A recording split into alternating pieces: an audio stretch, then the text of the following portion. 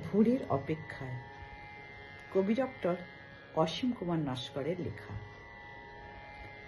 ভোরের অপেক্ষায় রাত জেগে থাকি, অন্ধকার শেখায় আলোয় ফাঁকি। যে ধৈর্য ধরে নীরবতার হাত, সেই তো খুঁজে পায় নতুন প্রভাত। ঝরে যাওয়া পাতারও থাকে গান, শেষের মাঝেই লুকিয়ে শুরুর মান। হারিয়ে যাওয়া পথের প্রতিটি বাঁক আগামীর দিশা দেয় নীরব ডাক।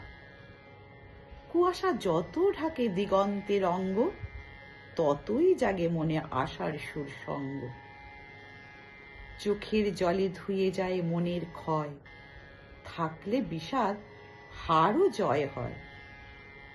সময় কখনো থাকে না থেমে, চিরদিন ঘরে দুঃখ আসে না নেমে।